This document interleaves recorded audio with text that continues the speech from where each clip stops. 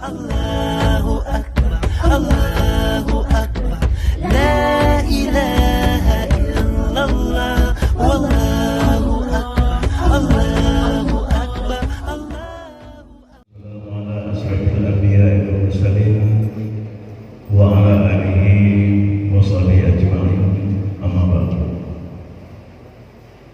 yang insyaallah firman Allah Subhanahu wa taala merupi kita pada pagi hari ini. Para Ustaz Kiai Haji Umar LC, Bapak-bapak, Ibu-ibu, jemaah salat subuh Masjid Al-Mazhar yang insyaallah firman Allah Subhanahu wa taala.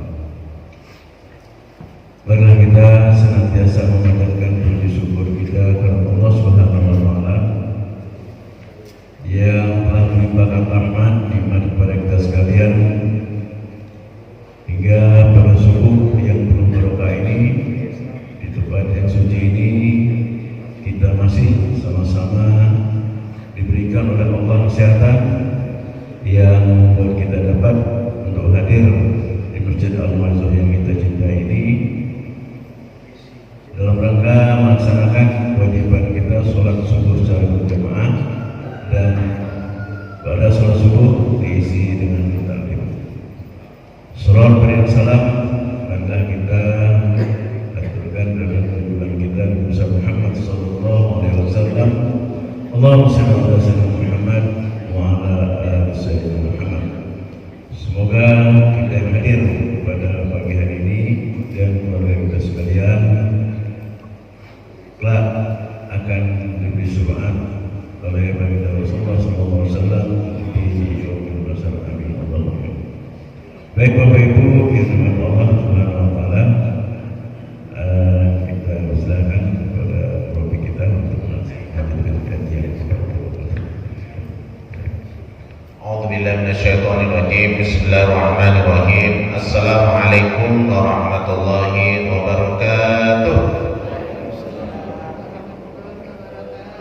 A'udzubillahi minasyaitonir rajim. Ya ayyuhalladzina amanu athi'ullaha wa athi'ur rasula wa ulil amri minkum. Fa in tanaza'tum fi syai'in farudduhu ila Allahi war rasul in kuntum tu'minuna billahi wal yawmil akhir. Dzalika khairun wa ahsanu ta'wila. Sadaqallahu azim. Alhamdulillah, kami ni'mal ladzī tafaddalna ilaina ala wa hiya bi ni'matil iman wal islam bi ni'matis sihhati wal farah. Asyhadu an la ilaha illallah wahdahu la syarika lah wa asyhadu anna sayyidana Muhammadan abduhu wa rasuluh arsalahu ila alami kullihi basyiran wa nadhira. Allahumma salli ala sayyidina Muhammadin wa ala alihi wa sahbihi ajma'in. Ma ba'du. Jemaah yang kami muliakan, alhamdulillah kita bersyukur kepada Allah di pagi hari ini yang Allah berikan kesempatan, masih kesempatan untuk bernapas pada saat ini, karena bernapas itu sangat penting. Ketika kita sudah tidak bisa bernapas, ya mati, gitu ya. Alhamdulillah, itu semuanya karunia Allah yang harus kita syukuri dengan membuktikan sebagai hamba Allah, yaitu abdan syakura, hamba Allah yang berterima kasih, bersyukur, dan orang yang bersyukur adalah orang yang taat kepada Allah.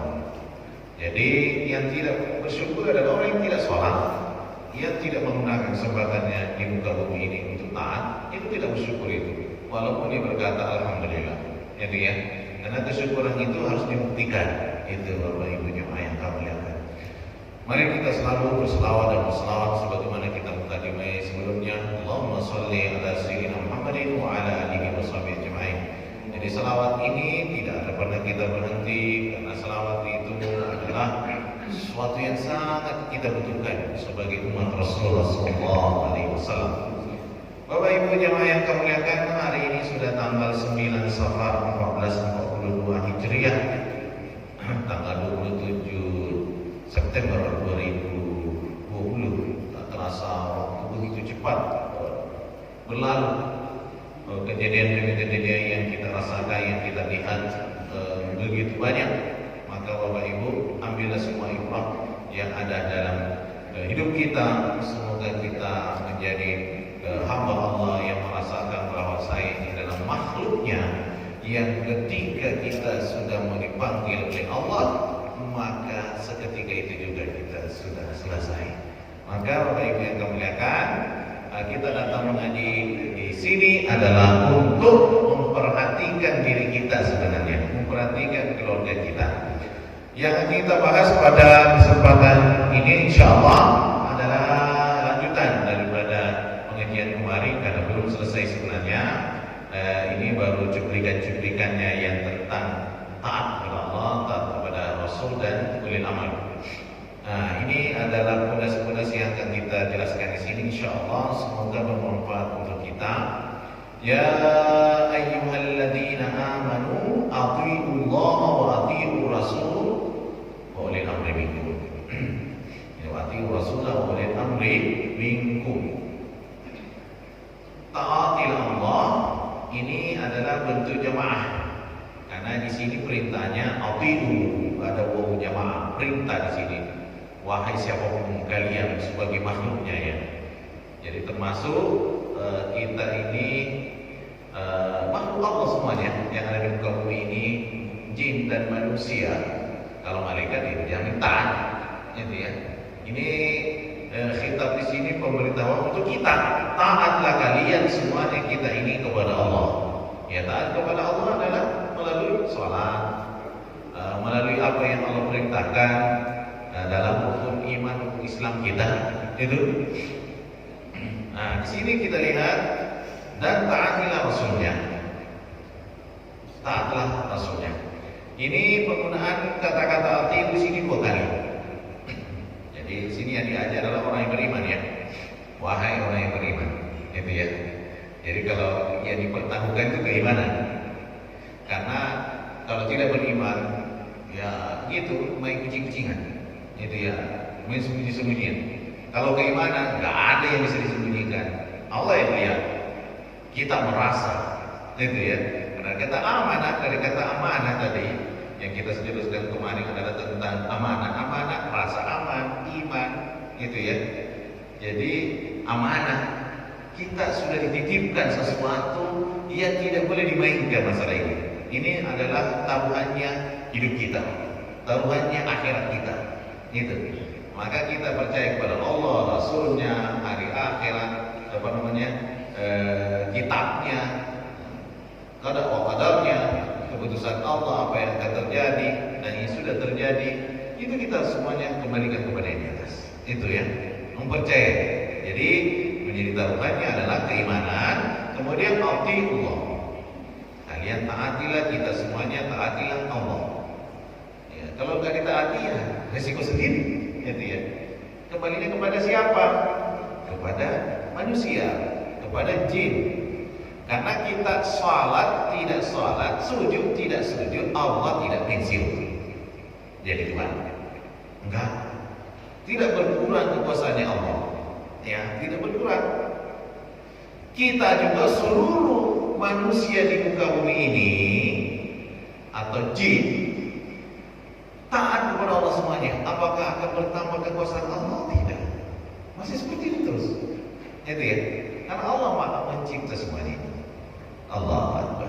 Jadi disinilah kita poin yang harus perhatikan, kebaikannya kembali kepada si manusia itu sendiri, bukan kepada Allah. Itu ya. Kita taat tidak taat itu bagi Allah tetap seperti itu. Yang rugi adalah manusia. Itu. Jadi Allah ingin menyelamatkan kita sebenarnya. Cuma manusia tak mau selamat, gitu ya. Jadi ketika kita taat, semuanya kita dapatkan. Hidup bahagia, hidup tenang. Karena kalau kita selesai sholat, tenang hidupnya. Tidak boleh. Nggak selesai sholat, ada yang merasanya mengejar-ngejar itu. Oh, gimana hidup ini kok nggak tenang-tenang amat ini. Maka siapa yang di pagi harinya yang memikirkan Allah, memikirkan akhirat, maka hari itu dia akan merasakan ketenangan, kenyamanan. Karena Rasulullah sebagai pedoman ngomong seperti itu. Tapi siapa yang hari itu pas bangun tidur, yang dipikirkan pekerjaan, yang dipikirkan duit, dunia, itu akan mengejar dia perasaannya dan tidak pernah merasa tenang. Dia boleh dibandingkan. Pas kita bangun, yang kita pikirkan tugas, itu Pak ya. Yang kita pikirkan belum. Sholat pun nggak karuan dia. Maka orang yang seperti ini tidak akan merasa tenang, dia akan merasa terkejar-kejar terus dan tidak akan selesai-selesai. Ada aja aturannya, ada aja masalah terus yang dihadapi. Aduh, cuma adalah hari ini aku ini kok jelek banget gitu ya. Ini nih, kenapa? Karena kita mengawali di pagi hari kita, pas bangun tidur kita, yang kita pikirkan adalah dunia. Itu Pak. Maka dahulukan Allah. Allah yang akan kasih solusi lagi. Melangkah, oh seperti ini jawabannya, oh seperti ini, Allah kasih itu semuanya itu. Maka kita pas bangun tidur itu yang dipikirkan adalah kita adalah mengingat Allah. Alhamdulillahilladzi ahyana ba'da ma amatana wa ilaihi nusyur. Itu adalah kita mengembalikan kepada Allah. Yang kita pikirkan, ini sudah ngaji, ini saya mau sholat ini, ya Allah belum sholat ini, belum sholat ini, ya Allah. Itu ya. Itu kita pikirkan gitu. Di hari itulah kita akan merasakan kenyamanan, ketenangan. Itu ya. Maka orang beriman itu akan merasakan ketenangan. Ibu aja semuanya di sini akan merasakan ketenangan. Ya, ketika memikirkan, jangan dipikirkan masa apa ya hari ini, gitu ya. Nah, masa apa ya itu, itu dulu Allah dulu lah. Nanti setelah itu masa apa. Itu ya. Jadi kita ini semuanya adalah kembalikan kepada Allah dulu, gitu ya. Nanti Allah kasih resep-resep yang pas itu. Karena kadang-kadang kita perlu kita mau begini, lain kita ini buat. Gitu Bapak Ibu ya. Kita kembali melihat di sini, taatilah Allah segala bentuk kita lihat sudah jelaskan, dan taatilah Rasulnya. Taatilah Rasulnya ya sama aja. Ketika menggunakan kata Allah, atiiu, pasti Allah benar. Ketika menggunakan wa atiiu Rasul, pasti Rasul itu benar. Jadi selevel ini, atiiu Allah wa atiiu Rasul. Jadi apa yang Allah turunkan perintahnya kepada Rasulnya sama itu. Tidak mungkin keluar itu. Tidak mungkin akan mengkhianati perintah Allah itu Rasulnya, tidak mungkin. Itu pasti benar. Allahu Akbar. Inilah kode etiknya, kode rahasianya sebenarnya di sini. Taat kepada Allah dengan Al-Quran dan Sunnah. Jadi sebenarnya taatiullah itu taatilah itu Al-Quran. Kemudian ketika menggunakan wa atiur Rasul ya hadis, sunnah. Kalau sunnah itu keseluruhan hidup Nabi. Kalau hadis apa yang keluar daripada ucapan Nabi, perbuatan Nabi, itu ya, keputusan Nabi, diamnya Nabi, itu namanya hadis. Tapi kalau sunnah segala bentuk hidup Nabi, dari bangun tidur sampai tidur lagi, itu kaitannya sunnah. Tapi tidak semuanya sunnah boleh diikuti. Contohnya Nabi menikahi lebih daripada 4, itu tidak boleh. Kalau nyata kita 4 aja, gitu ya. Batasnya itu sunnahnya itu. Batasnya 4 itu nikah itu. Yang bisa betul boleh. Harus tak yang menikah sampai 40 kali, berarti itu nikah cerai. Tapi yang digabung itu 4, nah itu ya. Itu. Tapi kalau nggak mampu ya 1 aja, kan ayatnya macam gitu. Itu Bapak Ibu yang kami lihatkan. Nabi boleh lebih daripada itu. Nah, itu Bapak Ibu ya. Itu Nabi yang hidupnya ini namanya sunnah ya. Makanya jangan saya juga ikut sunnah. Sampai 9 orang. Itu kan kacau ini. Tak paham hukum itu. Itu Bapak Ibu yang kami lihatkan. Kemudian tidak boleh menikahi kumpul mukminin. Itu kekhususan Nabi ya. Contohnya setelah meninggal Rasulullah SAW wafat, ya kan ada ummul mukminin, istri Rasulullah SAW, ya masih hidup. Itu tidak boleh dinikahi oleh sahabat, tidak boleh dinikahi oleh siapapun. Itu kekhususan Nabi, gitu loh ya. Dan Nabi kalau mau menikah boleh, kalau ada wanita yang menyatakan dirinya, ya Rasulullah, boleh nggak aku nikahkan ini? Ya boleh, Rasulullah Nabi boleh, karena Allah yang memberikan jaminan itu. Tapi kalau manusia lain tidak boleh. Silakan dibuka suratul Ahzab tentang itu. Nah itu ada Bapak Ibu yang kamu lihatkan. Nah sekarang kita kembali melihat daripada ini lanjutannya.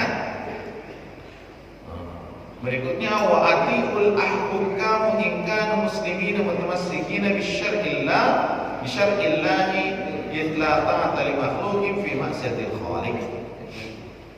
Ini wa ulil amr. Ulil amr di sini yang mengurusi kita. Siapa yang mengurusi kita? Dalam rumah tangga, dan dalam mengurusi kita ini. Mengurusi dalam administrasi, dalam pemerintahan, itu pasti ke atas. Itu ulil amr. Dia tidak langsung mengatakan adalah langsung pemerintah, tidak. Tapi ulil amr itu sangat dalam sekali maknanya. Yang ngurusin kita, siapa yang ngurusin kita? Gitu ya. Dari sejak kecil sampai kita ini. Kita juga ngurusin orang. Itu ulil amr itu. Jadi urusan. Di sini ulil amr. Di sini dengan syarat yang ngurusin kita ini, siapapun dia, yang ngurusin kita itu taat kepada Allah, taat kepada Allah dan Rasulnya. Sekarang kita lihat ibu, contohnya yang mengurusi ibu adalah suami, contohnya suaminya ibu taat kepada Allah atau tidak? Taat kepada Allah dan Rasulnya atau tidak? Kalau dia tidak taat kepada Allah dan Rasulnya, itu tidak boleh ditaati. Contoh, di bulan Ramadan nyuruh kita tidak puasa, padahal tidak ada yang menghalangi untuk puasa. Sehat, normal, itu ya. Tidak usah puasa. Kan engkau sebagai istri yang harus solehah, gitu ya, yang taat. Oh, itu suami itu tidak boleh ditaatin itu. Itu kalau puasa Ramadan itu wajib. Tidak ya. Kecuali kalau puasa sunnah, itu ya. Puasa sunnah isi dulu, gitu ya. Nah, sebetulnya ada hajat siang harinya, itu. Apa boleh gak? Ada puasa hari Senin contohnya, ya puasa sunnah itu sunnah gitu. Harus kita sebagai posisi istri itu harus izin, tidak ya. Jadi kita harus menempati posisinya ini. Tapi kalau berbentuk wajib, kamu udah usah sholat, kamu kan sudah di bawah kaki saya gitu ya. Itu jangan diakal-akali Bapak Ibu yang kemuliaan. Itu katanya perintah Allah itu lebih tinggi itu daripada perintah manusia. Ya Pak, ingat itu ya. Hukum itu lebih tinggi hukum Allah dulu. Ya, hukum Allah yaitu contohnya sholat. Itu kalau suami memerintahkan dalam sholat itu tidak boleh ditaati. Itu sudah suami yang salah itu. Itu tidak boleh. Itu contoh ya. Ini contoh-contoh. Begitulah sampai ke atas. Ketika kita pemerintah kita mengajak kita bermaksiat, mengajak kita jauh daripada Allah. Nah ini kaitannya wajib, maka tidak bisa ditaati. Karena Allah sudah memberikan garansi kepada nabinya, la ta'atan li makhluqin li ma'siyatil khaliq. Tidak ada ketaatan kepada makhluk siapapun, karena pemerintah juga makhluk ciptaan Allah, kepada orang yang sudah bermaksiat kepada Sang Pencipta. Kalau dia sudah, pemerintah kita sudah bermaksiat kepada Allah, tidak bisa ditaati. Itu garansi. Wah, kalau Anda menentang, nggak masalah menentang, saya mentaati Allah, gitu ya. Tapi ketika Bapak yang ngurusi kami sebagai pemerintah taat kepada Allah dan sami'na wa ata'na, aku dengarkan, aku taati. Itu Bapak Ibu, itu sebagai rumus-rumusnya Bapak ya. Siapa yang memberi rumus Allah dalam Al-Quran ini? Seperti itu Pak ya. Kalau nggak percaya sama Al-Quran ya namanya ingkar, kufur, kafir itu.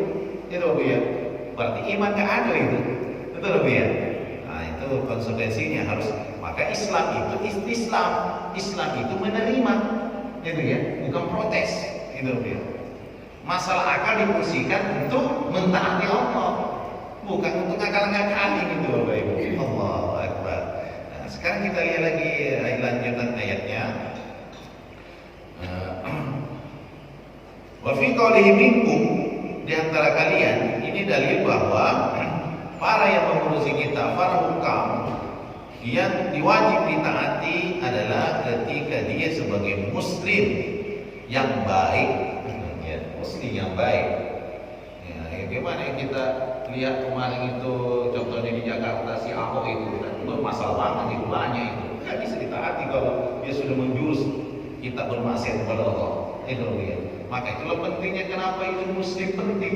Muslim yang baik memimpin kita, karena itu akan menjurus ke sana. Masalah sholat, gitu ya. Masalah puasa, Itu ya, semuanya yang ketika mereka memimpin Jakarta kemarin gimana, semuanya diurusi sampai-sampai itu Bapak tidak boleh di instansi-instansi itu loh ya. Padahal itu kan kaitannya ibadah itu ya, dengan alasan macam-macam lah itu ya. Allahu Akbar. Nah, begitu juga hari ini masa pandemi ini juga harus bijak-bijak. Itu Pak ya, karena ngeri-ngeri juga Pak. Hati-hati juga dengan pemeriksaan benar atau tidak itu. Gue positif kalau Pak. Nah itu juga harus. Masalah gini kan ada ahlinya, itu ya, yang harus kita jaga. Apalagi imun hari ini harus dijaga juga ya. Bukan gimana aja Pak ya. Nah, cara menjaga imun tubuh kita, minumlah habatus soda sering, ya Pak ya, habatus soda atau propolis. Nah, itu taruh di bawah lidah Pak, kalau yang cair itu, supaya Bapak Ibu imun tubuhnya kuat. Karena yang menyerang tubuh kita itu ketika yang corona itu pernapasan. Itu jadi langsung diserang itu, maka susah bernafas. Itu ya. Maka itu imun harus dijaga Bapak Ibu, supaya kita masih bisa kuat. Sakit itu memang selalu ada, gitu ya. Likul lidain dawa. Rasulullah mengingatkan kita setiap penyakit ada obatnya. Tahu ya? Allah yang kasih solusi itu. Maka tidak usah stres hidup ini. Ada solusi semua. Allah.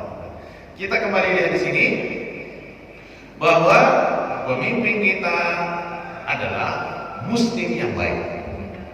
Kalau muslim yang fasik, cek dulu, gitu ya. Muslim yang buruk agamanya, waduh permasalahannya itu nyusahin kita itu ya, nyusahin rakyatnya itu. Allahu Akbar. Nah itu contoh ya. Kita kembali dari sini. Lahman wadaman, darah dan dagingnya itu betul-betul muslim yang benar gitu ya. Bukan muslim munafik. Ada kan biasanya muslim. Oh, kalau sekarang itu Pak, kalau perlu dipakai melebihi ulama, pakai melebihi ulama itu Pak, sokoknya gitu ya. Sokokannya Pak, itu tadi. Warna apa itu bisa dipakai Pak. Pokoknya cantik semuanya Pak. Nengok di spanduk-spanduk itu dah oke. Wih, wajah-wajah Pak Ustadz itu udah ulama semua itu kalau sudah sebelum dipilih Pak. Allahu Akbar. Itulah yang terjadi hari ini, penuh dengan kamuflase itu ya. Tapi ini Allah memberikan isyarat, daging dan darah buah dalamnya itu adalah iman Islamnya betul-betul, bukan casing. Ini casing bisa dibeli Pak, ya, gampang Pak dibeli itu. Yang penting ada duit, bisa beli. Tapi ini nggak bisa dibeli, dalamnya itu nggak bisa dibeli. Gitu ya. Ini yang kita butuhkan. Bagaimana ciri-ciri orang yang betul-betul luar dalamnya seperti itu? Dari dulu seperti itu memang apa adanya. Gitu ya. Dari apa adanya, dia bukan untuk pencitraan, nggak ada dia pencitraan. Dia memang itulah apa adanya dia. Sederhana, ini dia memang karena Allah, dia bukan karena dia ininya, bukan. Kita melihatkan dari sifat kerjanya waktu hidup. Seperti Nabi, bagaimana Nabi? Waktu dari sejak awal dia memang sudah alami, sudah terpercaya beliaunya. Tidak mungkin bohong gitu ya. Itulah Nabi.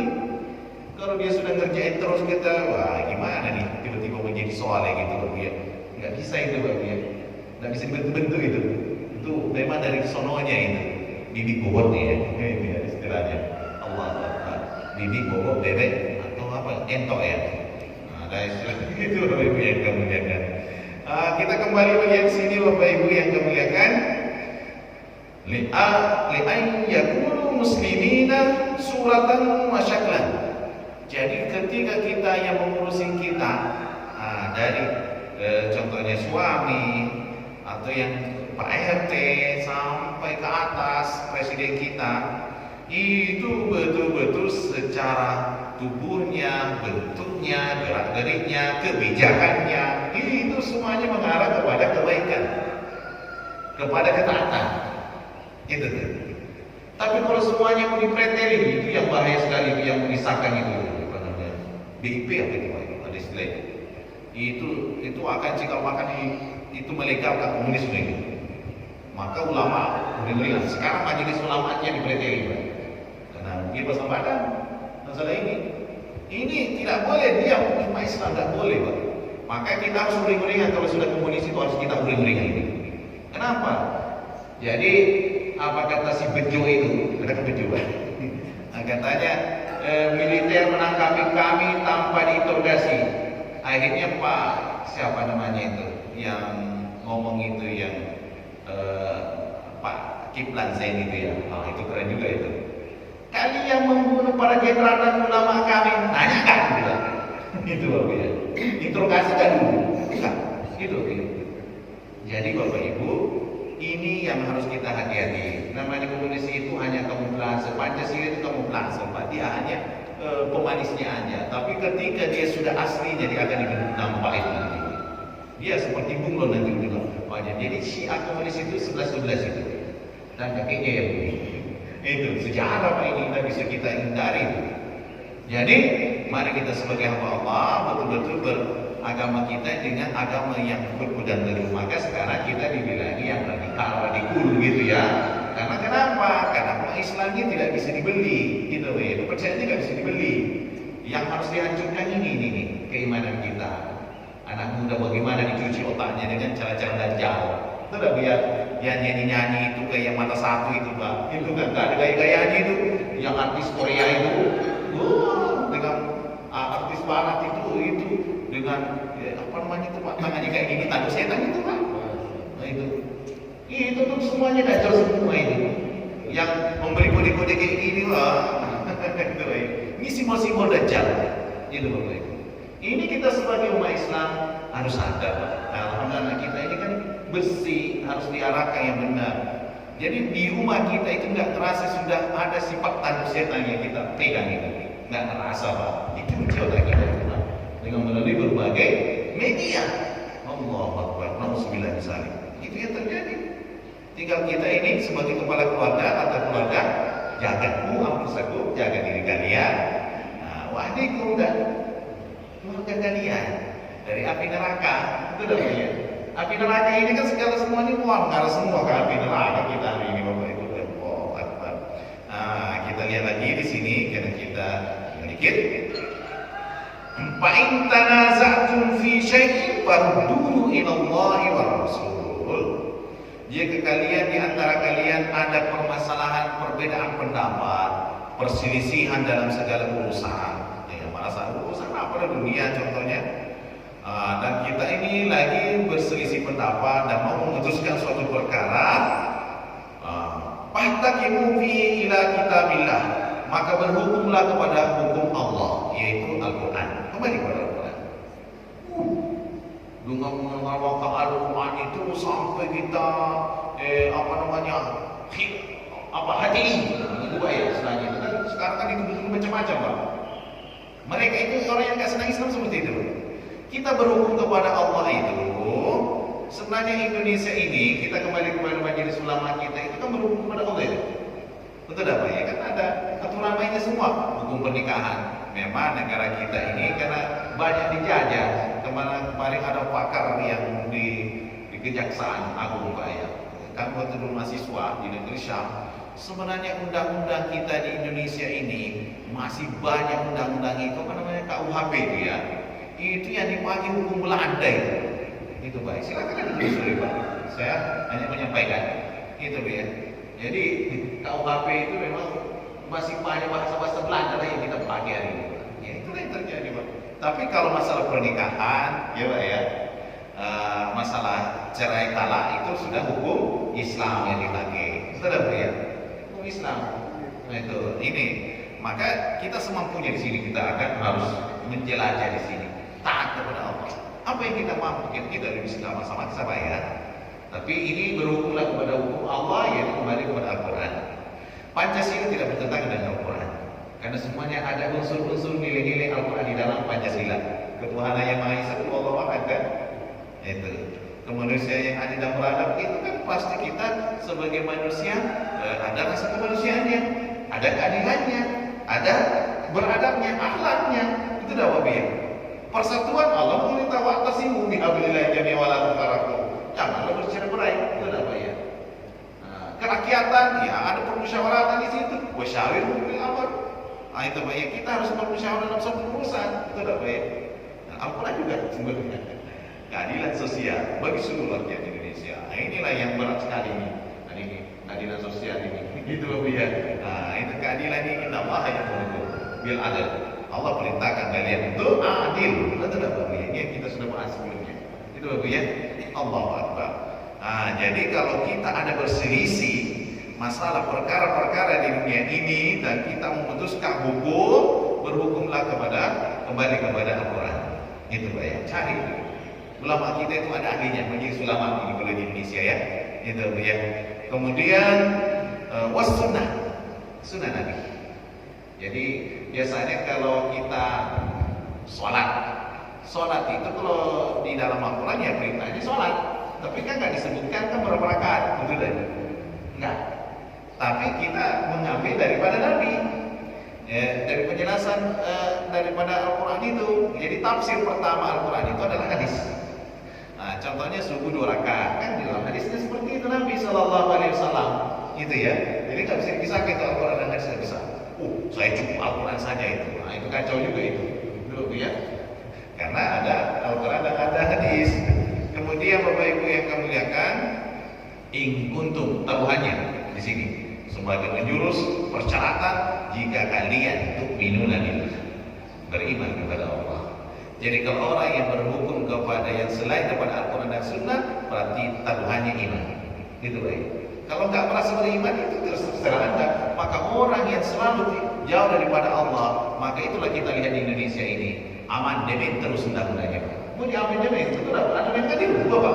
Itu Bapak Ibu. Amandemen. Kan inilah manusia yang membuat. Tapi ketika kita berdasar kepada Allah, selalu tinggal perbaikan cara-caranya kita di sini. Kalau Allah sudah memberikan kode-kode itu. Oh ini dari ke sini, dari ke sini. Itu. Contohnya kami pernah ketemu tentang pertanian, tentang unsur-unsur tanah itu berkiblat kepada Al-Quran itu. Oh segala unsur gini kembalinya gini. Kembali Al-Quran yang berkode-kode semuanya itu. Cuma manusia ini aja yang banyak gelap gulitanya gitu ya. Maka ulama sebagai rujukan kita. Nah, itu ya kembali kepada Al-Quran tadi. Faruddu ilallahi wa rasulihi wa in fa in tanaza'tum fi syai'in faruddu ilallah. Jadi kalau kita berselisih, kembalilah kepada Allah dan Rasulnya. Jika kalian beriman kepada Allah dan hari akhirat, wal yaumil akhir. Jadi taruhannya iman dan hari akhirat. Berarti hari akhirat hari bertanggung jawabannya. Jadi segala yang kita buat di muka bumi ini selagi tidak sesuai dengan konteks Al-Quran dan Sunnah, itu beban beratnya di akhirat. Itu baik. Ya tunggu aja Pak, ada waktunya itu. Ya silakanlah jadi Fir'aun di muka bumi ini, tapi ada hukumnya di akhirat lah. Itu loh ya, silakanlah. Allah kan ngasih urusan-urusan itu ya silakanlah berbuat seenak ini gitu di muka bumi ini. Ya Allah yang akan menjadikan taruhan nanti akhirat. Karena ketika masalah ini yang selalu menjadi taruhan Allah dan hari akhirat. Itu jika kalian beriman. Itu ya. Kalau masalah hari-hari sini kita tidak bisa berdebat masalah ini. Itu ya. Kalau masalah kembali kepada Allah. Karena semuanya itu semuanya urusan kembali kepada Allah. Nah, terakhir, in kuntum di sini ada satu perkataan dari Nabi sallallahu alaihi wasallam, jika engkau adalah anakku, fala tukhalifni, jangan kalian menentangku. Itu artinya ketika kita menjadi umat Rasulullah, jangan menentang Allah, jangan menentang Nabi. Gitu ya. Kalau kita umatnya Nabi, sebenarnya keturunannya itu keluarganya. Engkau anakku, janganlah kau menyelisihiku, gitu ya. Dzalika khairu wa ahsanu ta'wila, itulah sebaik-baik rujukan kepada kitab Allah dan sunnahnya dan Rasulnya. Dzalika khairul lakum, itulah yang terbaik urusan kalian. Ketika kita selalu kembali ke sana, bermanhaj kepada Al-Quran dan Sunnah, maka kita akan selalu diberikan solusi yang terbaik. Allah akan memberikan keberkahan. Oh, yang kita belum terpikirkan, ini terbuka ini. Ini yang dipikir terbuka ini. Ini diberikan, ini lagi dikasih. Itu Pak ya. Turki kemarin, sekarang sudah mulai kelihatannya kembali kepada Allah dan Rasulnya. Dan sekarang diberikan kemakmuran yang luar biasa. Tidak Pak ya. Menemukan lagi di laut itu, laut Turki itu ya, menemukan minyak yang sangat besar. Itu Pak ya. Kekayaan yang luar biasa. Kalau Allah mau ngasih kan gampang ya Pak. Tapi kalau Allah mau menguji, musibah, bencana, tsunami, gempa bumi datang, es itu datang, hujan es di daerah Bogor ya. Nah, itu di Sukabumi, bagaimana gitu ya. Ketika Allah sudah mengunci itu manusianya, ganjil bersilah lidah gampang sekali. Begitulah ketika kita menjadi Allah. Itu ya. Allahu Akbar. Nauzubillah min dzalik. Saya sebagai hamba Allah bukan membuat seorang, tapi kita belajar daripada alam. Itu dah ya. Maka apa ilatunya ada ya Pak ya? Tanyalah pada rumput yang bergoyang. Sebenarnya rumput yang bergoyang itu ke alam Pak itu. Jadi kita belajar pada alam. Itu dah ya. Itu ciptaan Allah maksudnya itu Pak ya. Yang cerdas juga bahasanya itu Pak. Sangat tinggi sekali sastranya itu Pak. Allahu Akbar. Terakhir Bapak Ibu yang kami muliakan. Tapi di sini ketika kita melanggar semuanya, contohnya kemunafikan, maka akibatnya akan kita rasakan. Ya kita akan merasakan sendiri apa dampak perbuatan kita. Itu ayat sesudahnya kita tentang kemunafikan. Itu ya. Lebih dan kurangnya mohon dimaafkan. Kita akan buka tanya jawab, masih waktunya lumayan banyak, Bapak Ibu. Kami persilakan Pak Haji.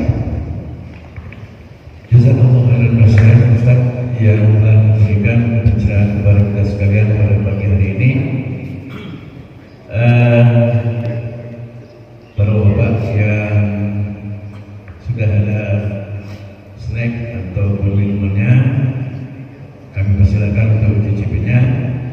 Kembali kami sampaikan ucapan terima kasih kepada ibunda kita yang senantiasa memberikan sedekahnya setiap Ahad subuh jika ada pengajian.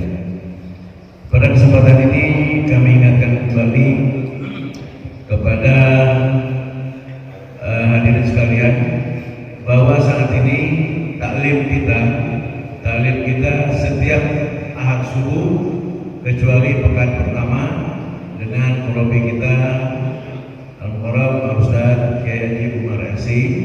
Selanjutnya pada Senin malam pada pekan kedua dan pekan keempat dengan murabi Ustaz Abdul Latif, yakni untuk yang kita kaji ilmu fikih.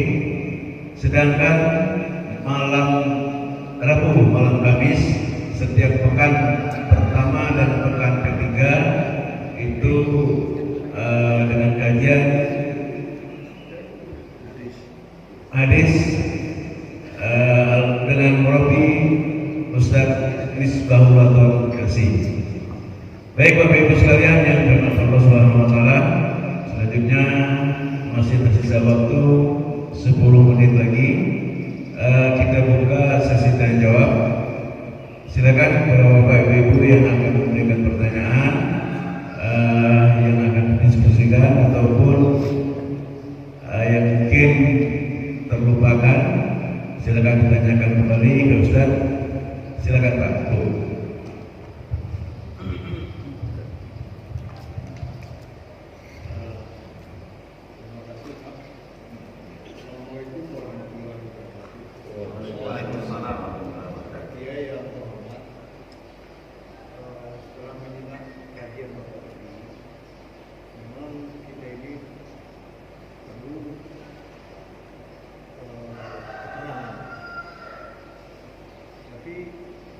Tidak terlepas dari ketaatan dan tanggung jawab tadi. Jadi seseorang yang punya jabatan yang lebih tinggi itu rasanya agak sulit kalau dia ketaatannya tidak seperti yang pakai tadi. Oleh karena itu sebetulnya ibadah itu orang pemimpin kalau betul-betul melaksanakan tugas dengan itu sudah ibadah. Tapi kenyataannya seperti Pak Kiai katakan tadi memang kita belum tahu. Ya. Jadi sebenarnya setelah saya mengalami hidup ini, setelah pensiun baru terasa ketenangan itu yang mungkin. Karena tanggung jawab itu nggak ada lagi Pak. Ya, biasanya kan tanggung jawab sudah subuh pasti ada tugas yang sudah harus ikuti diri. Baik masalah terima tamu, ada rapat. Jadi ya, ketaatan kita itu terganggu. Jadi kalau kita sudah bisa pensiun rasanya mudah-mudahan lah Pak ya. Demikian, oke, terima kasih. Iya. Terima kasih banyak Pak, ini pengalamannya mantap nih. Jadi pemimpin itu bisa lebih cepat masuk surga. Dia duluan bisa. Karena ada hadis Nabi itu, di hari kiamat matahari sudah dekat ujung. Yang pertama kali nomor 1 itu yang menerima perlindungan dari Allah adalah al-imamul adil, pemimpin yang adil. Itu pemimpin yang taat itu. Tahu ya? Jelas banget itu. Bukan yang kita ini. Itu nomor berikutnya itu. Itu pemimpin yang ternyata. Jadi ibadahnya pemimpin itu dengan kesalehan tanda tangannya memberi maslahat kepada umat itu jauh lebih banyak manfaatnya daripada kita yang person ini. Terus ya. Maka Bapak tadi ketenangan. Ya begitulah Pak kesibukan itu. Tapi kalau Allah ketika masa jabatannya membersamai Allah, itu insya Allah tenang. Tapi kalau kebijakan yang kita pakai, yang kita kerjakan selalu melanggar Allah, itu yang membuat tidak tenang. Itu Pak. Itu kunci Pak. Ini kan mereka tidak ada kepentingan di situ kan? Itu dia.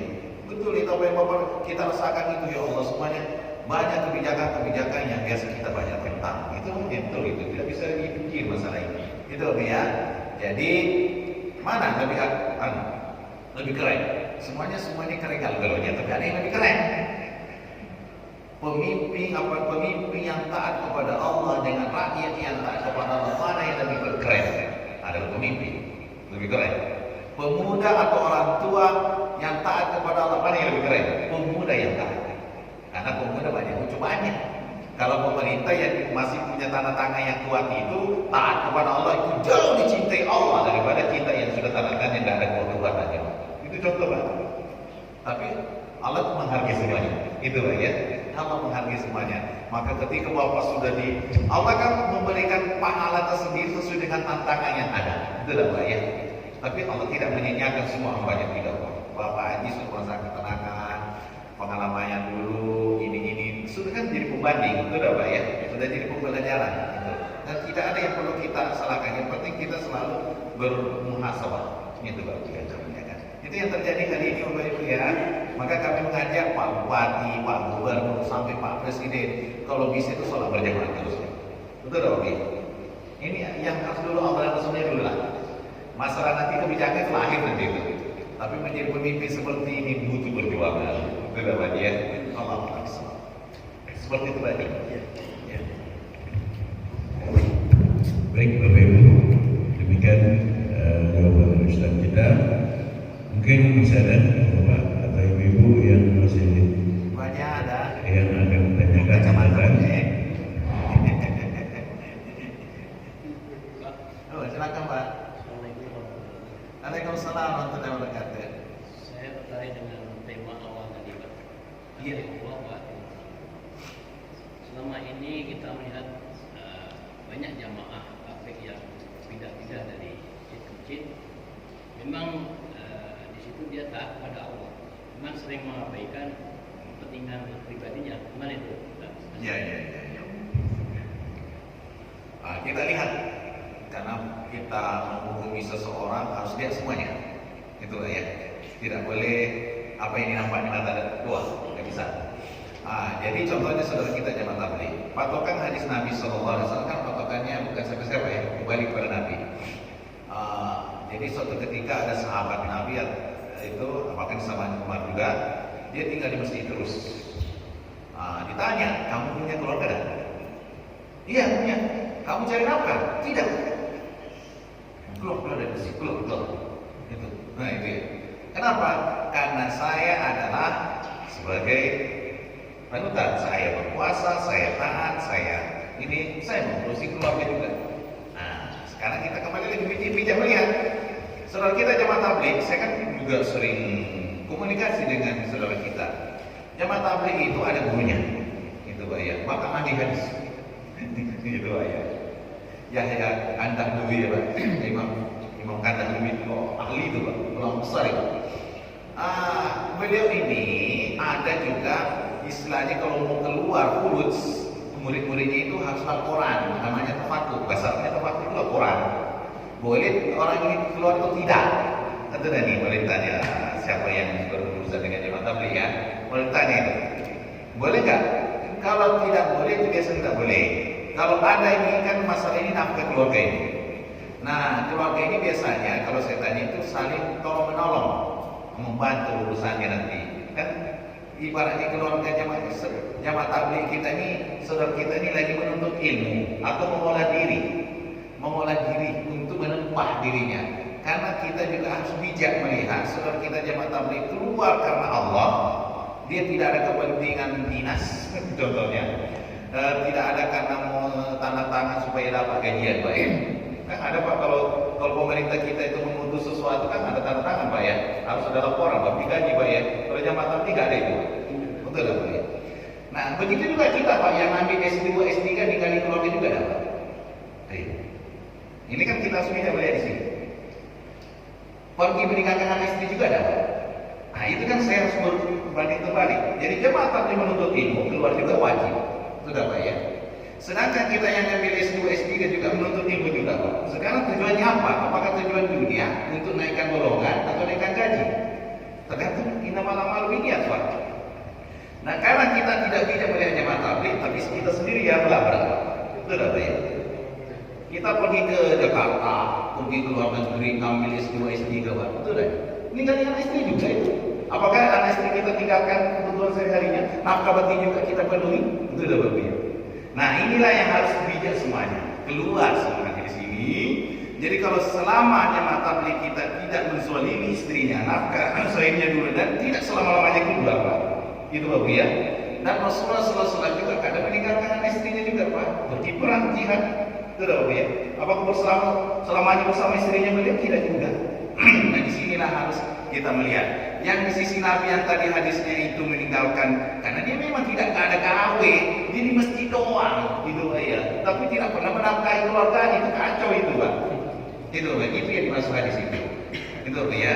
Jadi menghukumi seseorang, melihat seseorang harus bijak. Mengatakan jemaah tabligh ngotorin karpet, ngotorin. Kita juga lebih banyak ngotorin Pak. Kalau sudah Islami rakyat karpet gunung-gunung Pak. Itu dah Pak ya. Bahkan kalau makan kita ini lebih parah Pak kita ini. Itu dah Pak ya. Inilah yang harus saya harus bijak melihat di sini Pak. Karena saya sebagai seorang dai harus menengah. Bukan saya mengarah ke sini Pak. Tidak. Tapi ada hadis Nabi yang sebagai tuntunan. Kalau jemaah tabligh kita melanggar, ya salah Pak. Itu Bapak Ibu yang kami lihat. Tapi kalau tidak melanggar, dia karena Allah. Apalagi pemuda-pemuda yang belum ada tanggungan Pak ya, menuntut ilmu, memperbaiki dirinya, ya silakan, ada waktunya. Gitu Pak ya. Kenapa? Karena memang kita ada namanya dalam bahasa agama itu jihad mujahadah bin nafs, bermujahadah dalam diri kita. Dan ilmu tasawuf, karena namanya juga ada pengajian tasawufnya, tazkiyatun nafas. Itu ada namanya al-khulwah. Al-khulwah itu adalah bagaimana kita ada waktunya tidak selama keluarga bersama terus. Ada namanya tafakur. Seperti Nabi ketika sebelum Nabi diangkat, Nabi dan Rasul kan pergi ke Gua Hira, berkhalwah, berkhulwah di situ, bertahanus, bertafakur, karena banyak sifat terjam masyarakat yang sudah kacau balau. Maka ada waktunya itu. Nah itulah yang diberi kepada saudara kita jamaah tabligh khusus. Itu ya. Jadi jamaah tabligh itu gurunya ahli hadis. Itu ya. Tentu tidak keluar daripada selagi dia berpatokan pada hadis Nabi, dia tidak keluar. Tapi kalau sudah anak istrinya ditinggal, itu hukum dan biasa dia Pak ya. Contoh kita melihat polisi. Polisi itu kan ada juga banyak masalahnya Pak ya. Itu tadi. Polisi kan banyak juga masalahnya itu Pak. Sampai orang, aku tak percaya ini. Polisi yang hanya saya percaya polisi itu polisi tidur. Itu Pak kan. Itu saking marahnya sama polisi kan. Tapi jangan polisinya dibubarin Pak, institusi polisinya yang salah Pak. Bukan. Contohnya jamaah tablighnya yang salah galau-galaunya. Biasanya itu ada orangnya kan namanya baru nakal Pak, baru taubat Pak. Tatunya banyak itu Pak itu. Itu udah Pak ya. Baru sadar Pak, disalah-salahin. Ya kalau Bapak mau preman, saya lebih preman dari Bapak. Itu Pak ya. Ada kan seperti itu Pak. Alhamdulillah kan seperti itu Pak ya. Jadi kalau saya melihat seperti itu saya harus bijak. Itu Pak ya. Lihat situasinya, oknumnya gimana. Itu udah Pak ya. Kalau sudah sesuai lanjutkan. Kalau tidak sesuai belajar kembali. Itu udah Pak ya. Seperti itu tanggapan kami Pak. Itu sebagai penengah. Sedikit tambahan bahwa untuk informasi informasi jamaah tabligh. Jamaah tabligh itu ada program pesantren 3 hari, kemudian 40 hari, kemudian 4 bulan. Ya. Itu pesantren-pesantren yang dibuat oleh jamaah tabligh itu 3 hari, 40 hari, sama 4 bulan. Tapi ada juga yang 10 hari itu silakan. Itu pesantren namanya. Jadi syarat ikut pesantren itu ada 5. Yang satu, punya tabungan yang ditinggalkan, kesehatan. Kemudian kalau dia PNS ada izin macam-macam. Syaratnya ada 5, kesehatan dan lain-lain. Ada syarat. Kalau mau ikut itu ada syarat. Karena ulama-ulamanya bukan bodoh-bodoh, sembarangan nggak ada. Jadi informasinya seperti itu, 3 hari, 40 hari, 4 bulan, dan juga boleh waktunya berapa saja. Itu pesantren. Itu hitungannya pesantren, dan pesantrennya itu pindah-pindah masjid. Supaya tidak bosan di satu masjid, dan juga supaya dapat ilmu di tiap masjid. Nanti kalau dia ikut yang 40 hari itu 13 masjid. 13 masjid, di masjid itu ada ulama-ulama soleh, dia cium tangannya, dia tanya ilmunya, dia dapat luar biasa pengalamannya mendapat ilmu di 13 masjid. Itu informasi bagi kita semua jamaah tabligh. Itu ada syarat bagi yang mau berangkat. Tafakut, syarat keuangannya harus ada. Dan kebanyakan yang banyak duit nggak mau ikut. Justru yang tabungannya ratusan juta, puluhan juta malah tidak mau ikut. Tapi yang duitnya sedikit malah mau, Pak. Masya Allah, dia luar biasa. Kenapa yang duitnya banyak? Mungkin takut habis. Itu informasi. Terima kasih banyak informasinya, Pak. Ya, itu bagus itu. Kita kan perlu informasi. Itu baik. Saya melihat jamaah tabligh kalau selagi masih patokan itu rukun iman Islamnya sama, dan saya bertanya juga ulama-ulama bagaimana rukun iman Islam. Tidak masalah, lurus-lurus saja. Itu Pak ya. Sama dengan NU Muhammadiyah, organisasi kan Pak ya. Itu ada kunut, ada tidak kunut. Nah itu kan tidak usah jadi permasalahan. Itu Pak ya. Selagi itu koridornya kembali kepada Nabi, tidak keluar itu ada masalah. Itu dapat ya. Nah itu. Jadi yang masuk surga adalah Ahlus Sunnah wal Jamaah. Ya betul lah itu. Tapi yang kita mengatakan, itu bukan Ahlus Sunnah wal Jamaah. Muhammad bukan Ahlus Sunnah wal Jamaah. Ahlus Sunnah wal Jamaah sama apa? Gitu ya. Jamaah tabligh juga Ahlus Sunnah wal Jamaah. Gitu Bapak ya. Supaya Bapak ada pusing gitu ya. Kan dia beda pikirnya Ustaz. Ya kan kita kembalinya kepada Nabi juga. Karena Nabi juga berbeda-beda cara juga menjelaskan sahabat menangkapnya juga seperti itu. Itu Bapak ya. Selagi itu tidak keluar, insya Allah itu Ahlus Sunnah wal Jamaah itu. Jadi apa namanya? Syafi'i, Hambali, Hanafi, Maliki itu semuanya Ahlus Sunnah wal Jamaah. Abdul Qadir Jailani, gitu Imam Jazili, Imam Al-Ghazali, gitu Pak ya. Itu semuanya Ahlus Sunnah. Itu Pak ya. Cuma cara metodenya. Jadi kalau Imam Al-Ghazali lari kepada tasawuf, Imam Syekh Abdul Qadir Jailani ketemu Rasulullah juga itu larinya kepada zikir. Itu tidak Pak ya. Maka ada namanya tarikat Qadiriyah. Gitu Pak ya. Itu metode tidak keluar dari sunnah.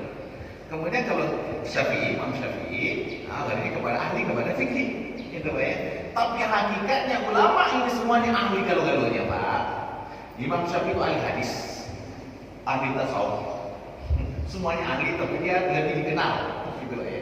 Imam Al-Ghazali juga luar biasa, galau-galaunya paham. Itu Pak ya. Cuma dia lebih kita kenal dia sufi, itu Pak ya. Tapi dia ahli semuanya Pak. Itu Pak ya. Cuma kita kadang-kadang seperti ini, kenal sebagian gitu. Mungkin seperti itu Pak ya. Insya Allah. Baik Ustaz, waktu juga yang membatasi kita. Untuk itu kajian kita tutup dengan doa teman-teman. Mari kita berdoa kepada Allah Subhanahu Wa Taala. Kita menuntut ilmu pada hari ini, semoga keberkahan menyertai kita. Insya Allah, semoga Allah selalu bersama kita dan Allah menjaga kita dari berbagai macam penyakit terkhusus virus corona. Dijauhkan oleh Allah Subhanahu Wa Taala. Karena di Jambi ini ternyata garis merah sudah, gitu ya, red zone, gitu. Apalagi alam barajo. Alhamdulillah bisa. Mari kita berdoa. Alhamdulillah syukurillah. Allahumma salli ala sayyidina Muhammadin salatan wa salaman daimain mutalassimin ila yaumil. Allahumma salli ala sayyidina Muhammadin wa ala alihi wa sahbihi ajmain. Ya Allah ya Karim, ampunilah segala dosa kami. Jadikanlah hamba ini umat Nabi yang benar ya Allah. Semoga pemimpin-pemimpin kami ya Allah, mulai dari diri kami, sampai presiden kami ya Allah. Engkau berikan hidayah kepada kami ya Allah. Engkau berikan hidayah kepada mereka semua ya Allah. Semoga mereka ini menjadi hamba-hamba Allah yang taat ya Allah. Bimbinglah mereka sampai taat ya Allah, apapun keadaannya, sampai jabatannya pun diperlakukan karena Engkau ya Allah. Ketika Engkau membolak-balikan hati mereka, tidak ada yang mustahil. Semuanya bisa tunduk patuh kepada. Tapi itu adalah ujian bagi kami ya Allah. Ya Allah ya Karim, jadikanlah rumah tangga kami rumah tangga yang soleh dan solehah ya Allah. Anak keturunan kami soleh dan solehah ya Allah. Dan di dalamnya ada anak-anak penghafal Quran ya Allah, yang bersama kami nanti insya Allah yang memakaikan mahkota kami nanti di surga ya Allah. Ya Allah, nikmat banget ya Allah, banget ya Allah. Semoga kami saling menguatkan masjid ini ya Allah. Apapun organisasinya selagi lurus ya Allah. Satu tujuan kepada kami ya Allah. Rukun iman kami, rukun Islam kami sama ya Allah. Satu tujuan kami ke Engkau ya Allah. Bimbinglah kami saling menguatkan ya Allah. Baik yang masih aktif atau sudah pensiun kami sama-sama ya Allah. Engkau ampuni dosa kami ya Allah. Yang kami minta adalah husnul khatimah. Semoga kami baik terakhir ya Allah. Ya Allah, pemimpin kami, Pak Wali Kota kami dalam keadaan lagi sakit karena corona, angkatlah ya Allah. Semoga Engkau berikan hidayah dan kekuatan ya Allah. Berkahan kepadanya dan keluarganya ya Allah. Begitu juga saudara kami yang ada di Jambi atau di mana pun ya Allah. Semoga Engkau sembuhkan dari penyakitnya ya Allah. Begitu juga kami ya Allah. Engkau berikan kekebalan tubuh yang kuat ya Allah. Imun tubuh yang kuat ya Allah. Ya Rahman ya Rahim. Pada Engkau lah kami bermohon dan bermunajat. Rabbana hab lana min azwajina wa dhurriyyatina qurrata a'yun waj'alna lil muttaqina imama. Rabbana atina fid dunya hasanah wa fil akhirati hasanah wa qina adzabannar. Wa adkhilna jannata ma'al abrar ya aziz ya ghafur rabbal alamin. Subhanakallahumma wa bihamdika nashhadu an la ilaha illa anta nastaghfiruka wa natubu ilaik. Walhamdulillahi rabbil alamin. Taqabbalallahu minkum wa minna wa assalamualaikum warahmatullahi wabarakatuh. Kembali kami ingatkan bahwa Ahad pekan depan kita libur karena pekan pertama awal bulan. Demikian, salah tanggalnya kami mohon maaf. Bila taufiq wal hidayah. Assalamualaikum warahmatullahi wabarakatuh.